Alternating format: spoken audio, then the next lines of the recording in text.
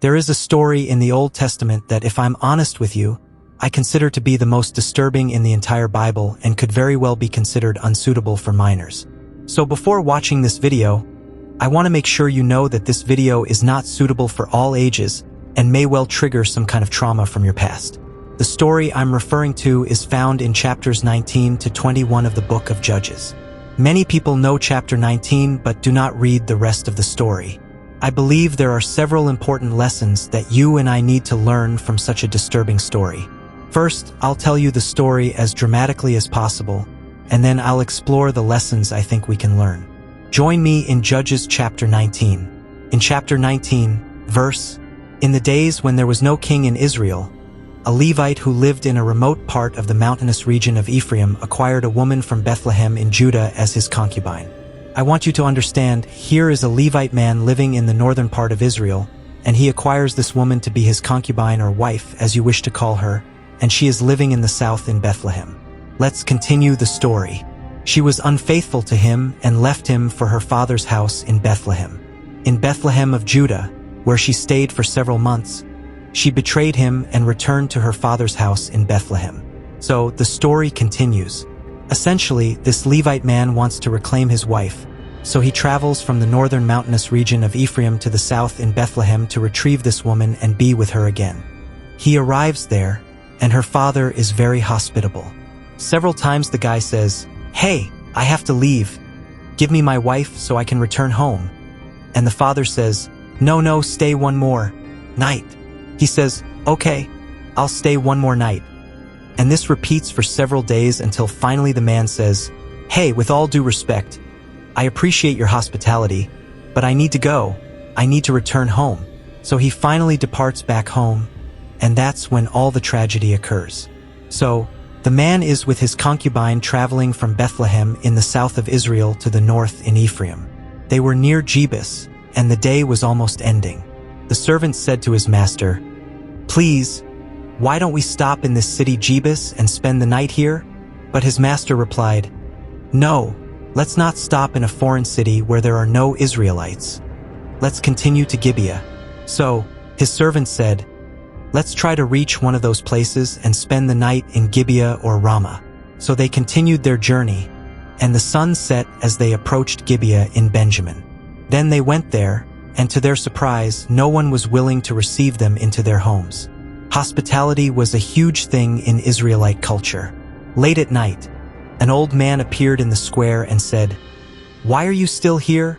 Hasn't anyone welcomed you into their house?" And they replied, No one has welcomed us." And the old man said, "You know what? You can stay with me tonight." And the Levite responded, "Great.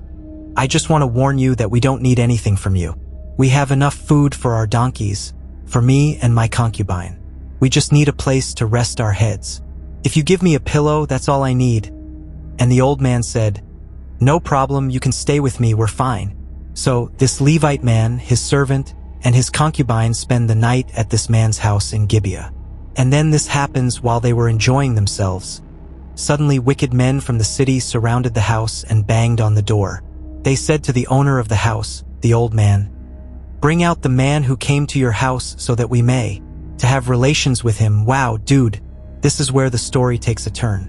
There are wicked men living in Gibeah, Benjamites, who go to the house of this elderly man and say, "Hey, we know you have a guest in your house. Bring him out so that we can all have relations with him now." Now, observe what happens next. The owner of the house came out and said, "Please, do not commit this wickedness, my brothers. After all, this man came to my house. Do not commit this horrible atrocity here. Let me bring out my virgin daughter and the man's concubine. Abuse them and do whatever you want with them, but do not commit this outrageous thing against this man." We'll deal with it a little later in this video. But what happens next is unthinkable. It says in verse 25, "But the men would not listen to him, so the man took his concubine and brought her outside to them. They raped her and abused her all night long until morning. At dawn, they let her go." Now, my friend, this is why I said this video might be considered unsuitable for minors and may trigger some things from your past, because I want you to imagine here's a group of wicked men, and they're taking turns having relations with this woman. They're raping her all through the night until in the morning they finally let her go. And this is what happens to this poor young woman. In the early morning, the woman returns, and as it was getting light, she collapses at the door of the man's house where her master was. You can imagine. She's so worn out, so beaten, so abused all through the night by these men that she barely has the strength to crawl back to this man's house and just collapses on the porch and lies there. Now, observe what happens next. It says here that when her master got up in the morning, he opened the doors of the house and went out to continue his journey. There was the woman, his concubine, collapsed near the doorway of the house, with her hands on the threshold. "Get up," he said to her. "Let's go." But there was no response. The woman had been so abused that she had died. Notice it says here that the man put her on his donkey and set out for home. Now, what happens next is very sad and horrible, but it says like this.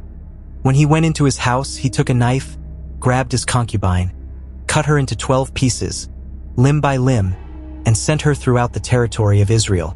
All who saw it said, "Nothing like this has ever been seen or done, not since the day the Israelites came up out of Egypt."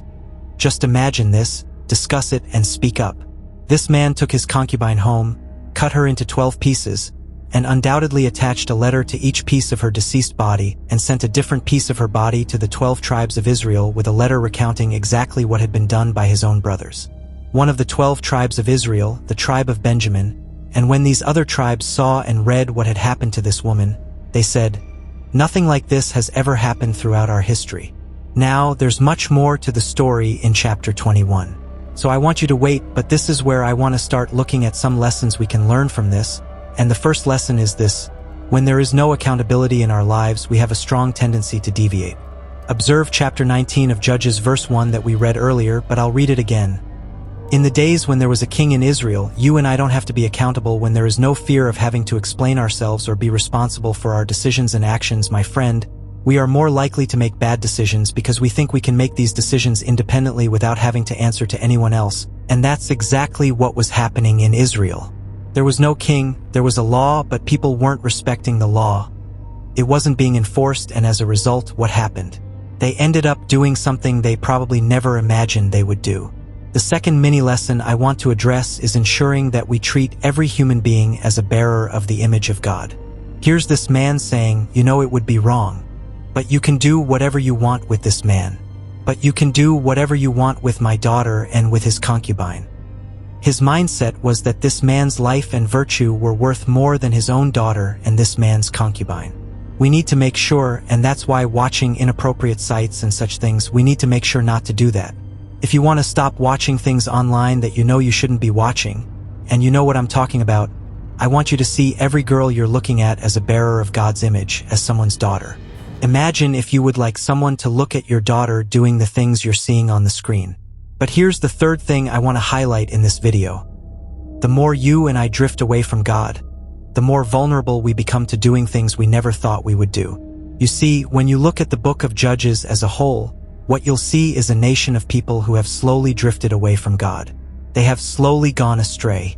And what you see happening in chapters 19 to 21 is the culmination of drifting away from God, and it shows how far the nation as a whole has drifted from God.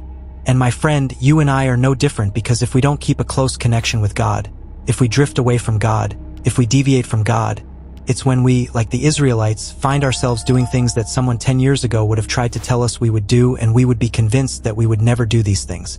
There's no way I'd get a divorce, there's no way I'd have an affair, there's no way I'd get fired from my job because they caught me watching something online. There's no way I'd be smoking marijuana or whatever it might be. The further you drift from God, the more vulnerable you become to committing that sin. Now, the story doesn't end in chapter 19. I wish it did. But it actually gets worse, because what happens now in chapter 20 is a civil war between the 11 tribes of Israel, and they're fighting against the tribe of Benjamin, because it's the tribe of Benjamin that committed this heinous act of sin against one of their own Israelite brothers. So I want to encourage you to read chapters 20 and 21 in detail, but to summarize, there's a huge battle. Thousands and thousands of lives were lost as a result of this battle on both sides, and what ends up happening is there are only 600 Benjamite men left.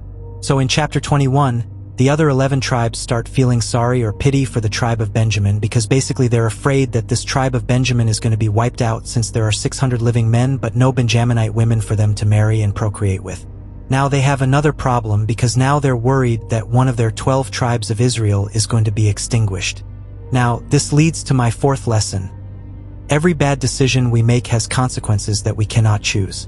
Although what these Benjamites did was wrong, the other 11 tribes coming and actually fighting and killing them was a decision they made, and now they have to pay for the outcome of that decision, and the Benjamites also have to pay for the outcome of their bad decision. Listen, you can choose your sin, but you can't choose your consequences. Every decision you make has consequences, and the problem is personal. You and I cannot choose these kinds of consequences. So what happens is these Israelites go and kill men from this clan called Jabesh Gilead, and there are 400 women who have never been with a man, so they take these 400 women and give them to 400 of the 600 Benjamite men for these Benjamite men to procreate with. But what's the problem? Simple math. There were 600 Benjamite men who couldn't find wives because all the wives were killed, and now 400 of them have a wife given to them from the clan of Jabesh Gilead. So the problem is now there are 200 men from Benjamin who don't have wives. And that's why I said a bad decision often leads to another, because what happens next is that these Israelites basically say, you know what, we all made an oath and said we couldn't give our daughters to any of the Benjamites, but it doesn't say anything about if they're kidnapped. So what happens is they have to make another bad decision and they say, hey, you know what, this is what the Benjamites need to do. They send a message and say, hey, look, there's a festival coming up, a party, and basically some of our daughters are going to be dancing and having fun at this party. Technically, we can't give our daughters to you because we made an oath. But if you find them and kidnap them, that's your problem. If you find them and kidnap them, we'll be free from this oath because technically we didn't give our daughters to you, and you'll be able to have a wife and procreate. So they have this party and essentially these 200 men. The Benjamites go and steal and kidnap these women while they are dancing at a party and take them back as their wives. Now folks, I know this is a crazy story and I tried to summarize it as quickly as I could, but the point is this. One bad decision often leads to another, and all kinds of bad decisions affect other people. Go through this story again and see how many people were negatively affected by one bad decision. Some of the Benjamite men deserved what happened to them, but most of the people in Benjamin had nothing to do with it and died in battle. The people of Jabesh Gilead died as well, and the women were then taken from their land and given to these Benjamites. And then these other women were kidnapped by the Benjamite men and taken away from their families. All of this happened because of bad decisions. But here's the fifth and final lesson I want to encourage you with today. God has grace for us even in the midst of our most destructive decisions. Notice how the book of Judges ends, saying that the Benjamites did this, took the number of women they needed from the dancers they captured, they returned to their own inheritance, rebuilt their cities, and lived in them. At that time, each of the Israelites returned from there to their own tribe and family. Each returned from there to their own inheritance. And of course, the last verse of the book of Judges characterizes and describes the entire book of Judges, saying that in those days there was no king in Israel, everyone did what seemed right to them. My friend, although God was gracious in allowing this tribe of Benjamin to rebuild and repopulate and not be wiped out, there were consequences for their decisions. And if there's nothing else you take from this video, I want to encourage you to understand that every decision you and I make has consequences, often ones that can't even be measured, and consequences that we cannot choose. I'll see you in the next video. Bye for now. God bless you.